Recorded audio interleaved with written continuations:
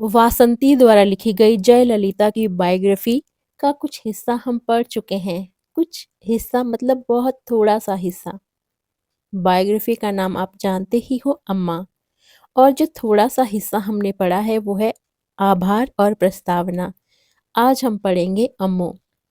वासंती लिखती हैं, अम्मू सिर्फ 2 साल की थी जब उसके पिता जयराम का मृत शरीर घर लाया गया। वह काली दुखद रात जयललिता की स्मृति में अब भी जीवंत है और उनके उठा पटक भरे जीवन के निराशा भरे पलों में उन्हें सदैव परेशान किया है।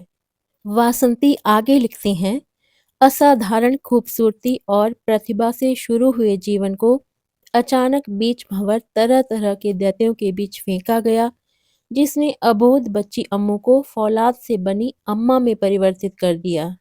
पति की मौत के बाद जयराम की विधवा वेदा के पास अपने 2 छोटे छोटे बच्चों पुत्र पप्पू और पुत्री अम्मू, जयललिता को घर में सभी इसी नाम से बुलाते थे, को लेकर अपने पिता के घर बेंगलुरु जाने के अलावा कोई चारा नहीं था। मूल रूप से तमिलनाडु में श्रीरंगम के ब्राह्मण रंगास्वामी अयंगर हिंदुस्तान एरोनॉटिक्स लिमिटेड में एक साधारण नौकरी पाने के बाद बेंगलुरु में रहने लगे थे। उनका परिवार आकर्षक चेहरे मोहरे और अत्यंत गोरे रंग के लिए भी जाना जाता था। उनकी 3 बेहद खूबसूरत बेटियां थीं, वेदा, अंबुजा और पद्मा, और एक पुत्र श्रीनिवासन।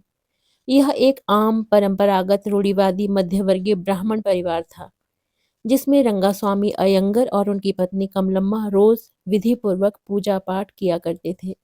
अपने बच्चों की परवरिश ठीक से करने की इच्छुक युवा और सुंदर वेदा अपने पिता पर आए अतिरिक्त आर्थिक बोझ को कम करने के लिए आयकर कार्यालय में एक सेक्रेटरियल काम करने लगी। हालांकि जल्दी ही उसे इस बात का एहसास हो गया कि अपनी सीमित आय से वह बच्चों की न्यूनतम जरूरतों को पूरा करने के अलावा और कुछ नहीं कर सकती। उसी दौरान कन्नड़ फिल्मों के प्रोड्यूसर केम्पराज अर्स की वेदा पर नजर पड़ी। वह उसकी खूबसूरती से विस्मित थे और उसे अपनी नई फिल्म में उतारना चाहते थे। जब वो वेदा के पिता की अनुमति लेने पहुंचे तो क्रोधित आयंगर ने उन्हें बैरंग वापस लौटा दिया। वेदा की सबसे छोटी बहन पद्मा अभी कॉलेज में पढ़ाई कर रही थी। दूसरी बहन अंबुजा विद्रोही टाइप की थी और वह एयर होस्टेस बन चुकी थी। और इसी के साथ अयंगर ने घोषित कर दिया कि उनके लिए उनकी दूसरी बेटी मर चुकी है। अंबुजा पर इसका कोई असर नहीं पड़ा। उसने फिल्मों में अभिनय करना शुरू कर दिया और अपना नाम बदलकर विद्यावती कर लिया। वह चेन्नई में बस गई। अंबुजा ने वेदा से चेन्नई आकर उसके साथ रहने का आग्रह किया ताकि उसके बच्चे बेहतर स्कूल में पढ़ सकें। यह एक ऐसा प्रस्ताव था जिसे वेदा ठुकरा नहीं सकती थी और इस तरह वह और उसके बच्चे अंबुजा के घर आकर रहने लगे। बच्चों को स्कूल में दाखिला करा दिया गया, लेकिन विद्यावती से मिलने आने वाले प्रोड्यूसरों को लगा कि वेदा भी दिखने में किसी फिल्म स्टार से कम नहीं है। उन्होंने उसे अभिनेत्री बनने के लिए प्रेरित किया और अपनी बहन की आरामदेह जिंदगी को देखते हुए वेदा ने फैसला कर लिया कि अपने बच्चों को अच्छी परवरिश देने लायक संपन्न बनने के खातिर उसके पास एकमात्र यही रास्ता है।